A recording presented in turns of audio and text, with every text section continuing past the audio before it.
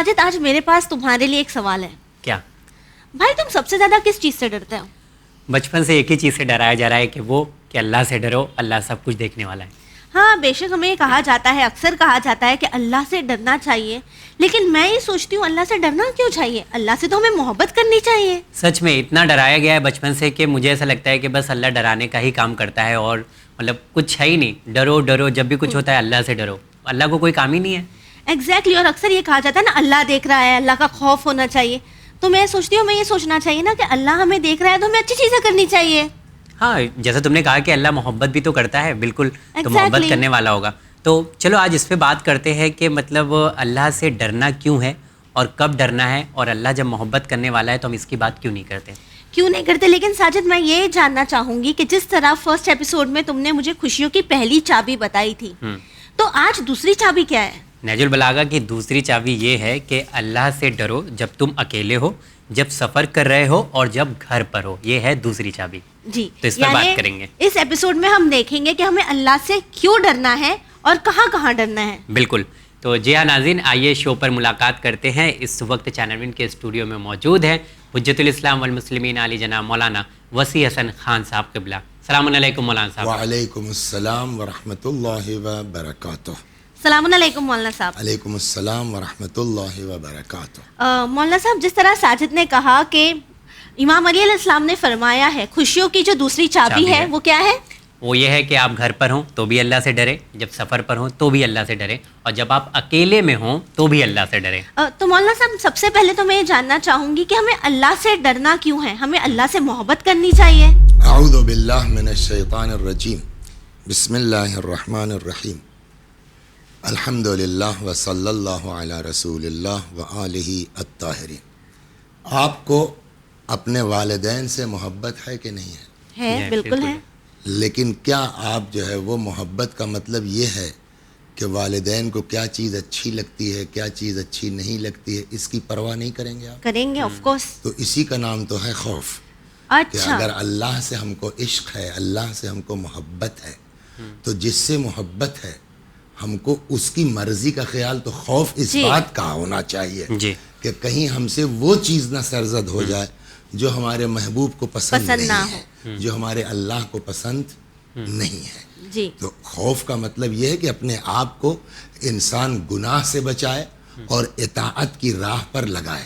ورنہ سیدھی بات یہ ہے کہ جو آپ نے کہا کہ اللہ تبارک و تعالی ماں باپ سے بھی زیادہ مہربان ہے, اس میں کوئی شک نہیں. خود کہتا ہے بسم اللہ الرحمن الرحیم, یا وہو ارحم الراحمین, سب سے زیادہ رحم کرنے والا وہی ہے. لیکن اگر ہم اس کی نافرمانی کرتے ہیں تو اسی نے کہا ہے نا شدید العقاب بھی ہے, جہنم بھی اسی نے بنایا ہے. تو ان چیزوں سے تو ڈرنا ہم کو چاہیے. اوکے مطلب یہ ایک چیز ہم لوگ دیکھتے ہیں بچپن سے کہ اللہ سے ڈرو, اللہ سے ڈرو.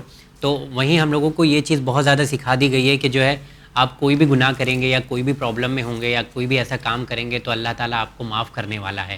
تو یہ سوچ کے ساتھ ہم لوگ مطلب ڈیلی لائف میں کچھ نہ کچھ کرتے بھی رہتے ہیں اور توبہ بھی کرتے رہتے ہیں اور معافی بھی مانگتے رہتے ہیں. تو جو ڈر تھا وہ کہیں نہ کہیں ایسا ہے ختم ہوتے دکھائی دے, لائٹلی لے لیا ہے, بہت ہلکا پن اس میں نظر آتا ہے. دیکھیے جو کانسیپٹ سمجھ میں آتا ہے قرآن اور روایات کو پڑھنے کے بعد کہ اسلام جو ہے ہم کو آپ کو بیچ میں رکھنا چاہتا ہے. نہ بالکل اللہ کی رحمت سے مایوس ہو جائے آدمی, اور نہ یہ کہ ایسا جری ہو جائے جو آپ نے کہا کہ صاحب خوف ہی دل سے نکل جائے. اسلام بیچ میں رکھنا چاہتا ہے.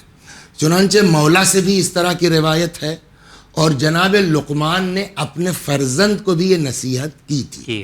فرمایا کہ بنیا خف اللہ خیفتن ولو جئت ببر الثقلین, بیٹا اللہ سے ڈرتے رہو چاہے جن و انس کے برابر ہی تمہارے اکاؤنٹ میں نیکی کیوں نہ ہو. لعذبک, وہ عذاب کر سکتا ہے, اس لیے کہ ہم اپنے حساب سے سمجھ رہے ہیں کہ ٹھیک کیا ہے, لیکن کہاں ہم سے چوک ہو گئی, کہاں ہم سے گڑبڑ ہو گئی, ہم نہیں جانتے, ہم کو نہیں پتا ہے. تو پہلی چیز تو یہ کہ اپنے اعمال پر آپ جو ہے وہ گھمنڈ مت کیجئے, بلکہ ڈرتے رہیے گے کہیں نہ کہیں چوک ہو سکتی ہے. مگر اس کا مطلب یہ نہیں ہے. اب فرماتے ہیں ورج اللہ رجاءً, اللہ سے لو لگائے رہو, امید لگائے رہو, چاہے جن و انس کے برابر تمہارے اکاؤنٹ میں گناہ ہی کیوں نہ ہو, اس لیے کہ وہ معاف کر سکتا ہے. ارحم الراحمین ہے, معاف کرنے والا ہے. تو اسلام ہم کو بیچ میں رکھتا ہے, نہ اعمال پر غرور ہونا چاہیے اور نہ اللہ کی رحمت سے مایوس ہونا چاہیے, درمیان میں رہیں. وہ عذاب بھی کر سکتا ہے, لیکن ایک چیز ذہن میں یہ رکھیں کہ یہ جو ہم معافی کی بات کرتے ہیں یہ چیز بہت اہم ہے بیان کرنا, اور آپ کے سوال میں بھی یہ بات نکل کے آتی ہے کہ بے شک خدا ارحم الراحمین ہے, لیکن توبہ کے اپنے شرائط ہیں. اچھا, یہ نہیں کہ صاحب ہم نے استغفر اللہ کہہ دیا اور ہمارا کام ہو گیا. اس میں کوئی شک نہیں ہے کہ آدمی توبہ کر لے, نہیں ہے کہ خدا صرف معاف کرتا ہے, بلکہ جو ہے وہ روایت کہتی ہے ان اللہ یحب الشاب التائب, اللہ توبہ کرنے والے جوانوں سے محبت کرتا ہے. تو وہ معاف تو کرتا ہے, صرف معافی نہیں کرتا بلکہ محبت بھی کرتا ہے, مگر یہ کہ ہم اس کو مذاق بنا لیں. اچھا, بار بار غلطی کرے, بار بار غلطی کرتے ہیں, بار بار استغفر اللہ توبہ کرتے ہیں. تو ایک تو یہ توبہ نہیں بلکہ مذاق اڑانا ہے. دوسری چیز یہ ذہن میں رہے کہ اللہ جو بھی معاف کرتا ہے وہ اپنا جرم معاف کرے گا, اپنی خطا معاف کرے گا. بالکل, کہ ہم نے اگر اس کی نافرمانی کی وہ ارحم الراحمین ہے, لیکن اگر ہم نے آپ کا حق مار لیا ہے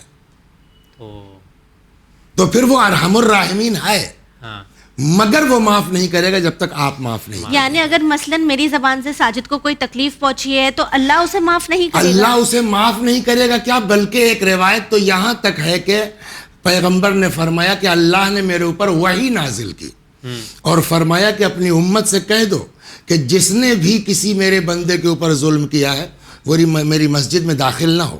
اچھا, اس لیے کہ جب تک وہ مسجد میں رہے گا, نماز پڑھتا رہے گا, میں تب تک اس کے اوپر لعنت کرتا رہوں گا. تو وہ کریم ہے بے شک, معاف کرنے والا ہے بے شک, لیکن وہ اپنا جرم معاف کرے گا, دوسروں کا نہیں, دوسروں کا جرم معاف نہیں کرے گا. یہ بھی ہم کو ذہن میں رکھنا چاہیے. لیکن تیسری چیز وہی ہے کہ کتنا بڑا مجرم ہو, آپ قرآن پڑھیے نا, قل یا عبادی الذین اسرفوا علی انفسہم لا تقنطوا من رحمت اللہ. پیغمبر آپ کہہ دیجئے ان بندوں سے میرے جنہوں نے گناہ کی وجہ سے اپنے نفسوں پہ ظلم کیا ہے, لا تقنطوا من رحمت اللہ, اللہ کی رحمت سے مایوس نہ ہو. ان اللہ یغفر الذنوب جمیعا, اللہ سارا گناہ معاف کر دے گا, لیکن اس میں شرط وہی ہے کہ آدمی کی جو توبہ کر رہا ہے اس کی نیت یہ ہو کہ بس اب نہیں کروں گا, ریپیٹ نہ ہو, تو ریپیٹ نہ کرنے کی نیت ہو, اس کے ساتھ توبہ ہو. ایک چیز یہ ہوگی. تیسری چیز یہ کرتے ہیں کہ فرض کیجئے کہ ہمارے ساتھ کسی نے کچھ کیا ہے جی, اور وہ آ کے ہم سے کہہ رہا کہ بھائی غلطی ہو گئی, معاف کر دو.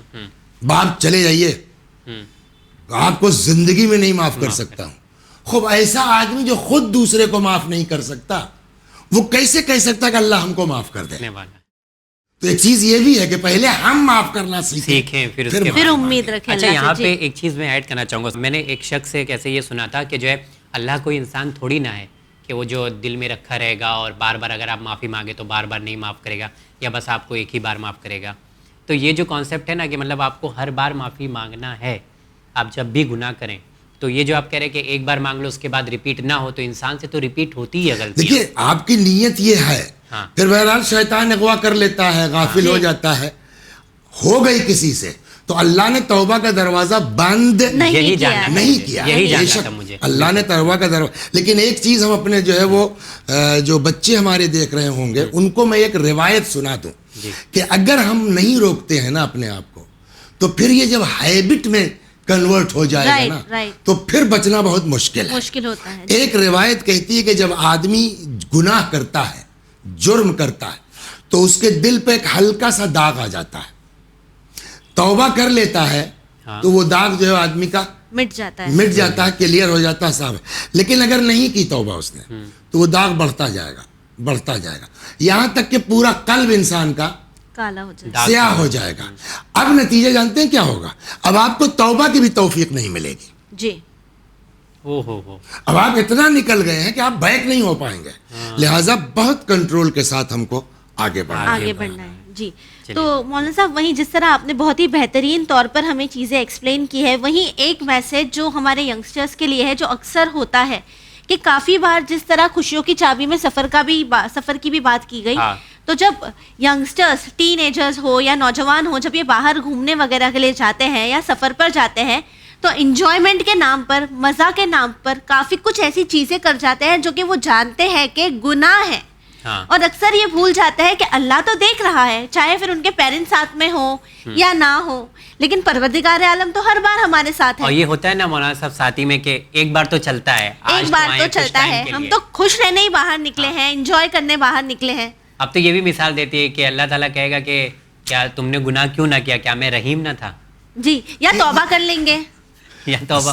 جی استغفر اللہ. میں خود بھی لوگوں سے سن چکا ہوں. وہی مسئلہ ہے نا کہ کہتے ہیں کہ کل کو کچھ لوگوں سے سوال ہوگا کہ تم نے یہ جرم کیوں کیا, تو وہ اپنا وجہ کہ تو نے ہم کو اتنا خوبصورت بنایا تھا, ہم کیا کر لیتے. اس طرح کے جوابات بھی ہیں. آواز قدرت آئے گی, تم خوبصورت تھے کہ یوسف نے تو اپنے آپ کو جو ہے محفوظ رکھا. تو یہ کوئی جواب نہیں ہے. مین چیز وہی ہے کہ ہر وقت جیسا کہ مولا نے فرمایا, ہر وقت انسان ذہن میں رکھے کہ اللہ ہم کو دیکھ رہا ہے. یا وہ جو سوال آپ کا جہاں سے شروعات ہوئی تھی, امیر المومنین سلام اللہ علیہ فرماتے ہیں اتقوا معاصی اللہ فی الخلوات, تنہائی میں بھی اللہ کی نافرمانی سے ڈرو. کیوں؟ فإن الشاہد هو الحاکم, جو دیکھ رہا ہے اسی کو فیصلہ کرنا ہے, اس کو کسی سے گواہی لینے کی ضرورت نہیں ہے. اب آپ نے کہا سفر پہ جاتے ہیں, یہاں جاتے ہیں, اس سب کی وجہ وہی ہے کہ ہم بھول جاتے ہیں کہ اللہ ہم کو دیکھ رہا ہے. جبکہ ارشاد ہوتا ہے وَهُوَ مَعَكُمْ أَيْنَمَا كُنْتُمْ, تم جہاں بھی رہو گے اللہ تمہارے ساتھ ہے, اللہ تم کو دیکھ رہا ہے. یا ارشاد ہو رہا ہے مَا يَكُونُ مِن نَجْوَى ثَلَاثَةٍ إِلَّا هُوَ رَابِعُهُمْ, 3 لوگ تم لوگ ہو, خسر پسر کر رہے ہو, دماغ میں رہے چوتھا اللہ سن رہا ہے. وَلَا خَمْسَةٍ إِلَّا هُوَ سَادِسُهُمْ, 5 لوگ ہو آپس میں جو ہے وہ میٹنگ کر رہے ہو, ذہن میں رہے چھٹا اللہ موجود ہے. وَلَا أَدْنَى مِن ذَلِكَ وَلَا أَكْثَرَ, کم ہو یا زیادہ ہو اللہ ہے.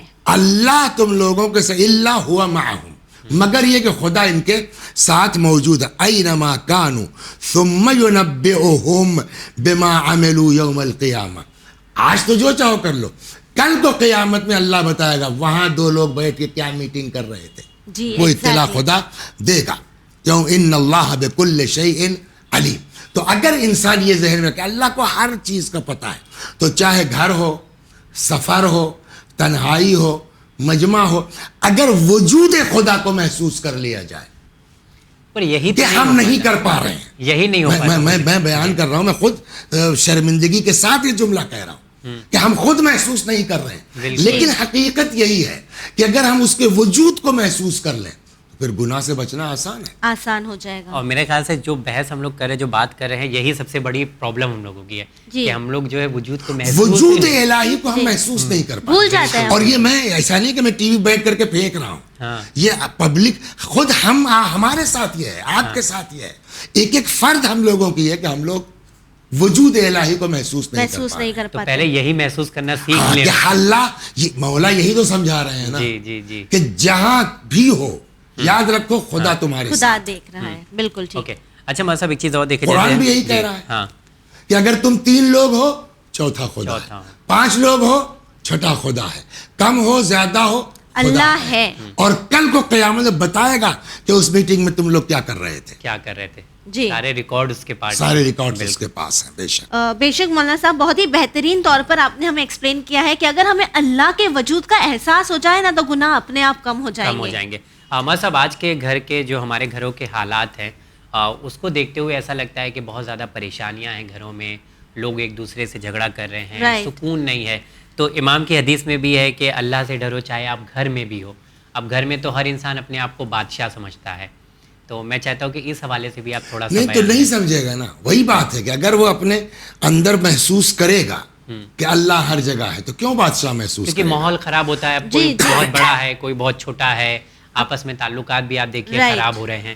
تو میں چاہتا ہوں اس پہ تھوڑا سا پیغام دے. جو تعلقات خراب ہو رہے ہیں نا, وجہ سب کی وہی ہے کہ ہماری زندگی سے اللہ کا تصور ختم ہوتا جا رہا ہے. ورنہ اگر خدا کا تصور رہے, اور مرد ہو یا عورت گھر میں, उसको ये एहसास हो कि बात सिर्फ शौहर तक नहीं है, हमको अल्लाह को जवाब देना है। बात सिर्फ ज़ौजा तक नहीं है, हमको अल्लाह को जवाब देना है, तो सारे मसाइल हल हो जाएंगे। बावजूद इसके आप देखिए ना, अमीरुल मोमिनीन सलामुल्लाह अलैह तो वाक़ईन हाकिम मुतलक है ना। जी बिल्कुल, पूरी दुनिया इस्लाम के इकलौते हाकिम का नाम है अली।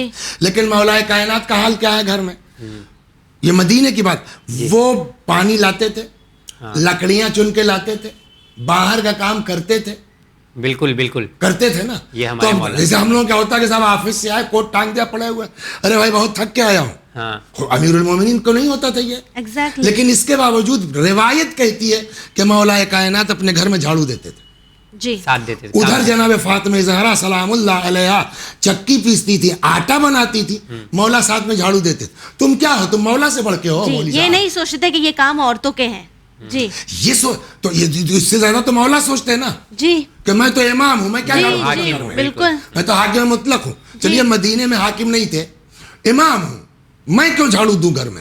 लेकिन झाड़ दिया नहीं दिया है। या वो रिवायत मौजूद है कि पैगंबर आए घर में, मौला फरमाते हैं तो अना उनक़िल अदस, मैं दाल चुन रहा था, वह फातिमा तो जालिसतुन इंदल क़िद्र, जनाब फातिमा पतीले के पास थी।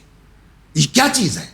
यानी अमीरुल मोमिनीन सलामुल्लाह अलैह अमल करके बतला रहे हैं, अगर घर को खूबसूरत बनाना चाहते हो तो हाकिम बनने की कोशिश मत करो, मददगार मुआविन बनने की कोशिश करो। बहुत बेहतरीन एग्जाम्पल जो आज के दौर के लिए बहुत ज़रूरी है। बिल्कुल मौला साहब, आपका तहे दिल से शुक्रिया अदा करते हैं। इस तरह से अहम तरीन पैगामात आप हमारे नाजरीन तक पहुँचा रहे हैं चैनल विन के इस प्रोग्राम के ज़रिए, बहुत शुक्रिया। अगले एपिसोड में तीसरी चाबी के बारे में इंशाल्लाह बात करेंगे। जी व्यूअर्स, आखिर में बस आपसे यही कहना चाहेंगे कि जिस तरह दूसरी चाबी में हमने ये जानने की कोशिश की कि अल्लाह हमें हर हाल में देख रहा है, तो वही इस बात को याद रखें और ये बोलना बंद कर दें कि ये घर की मालकिन मैं हूँ या ये घर का मालिक मैं हूँ।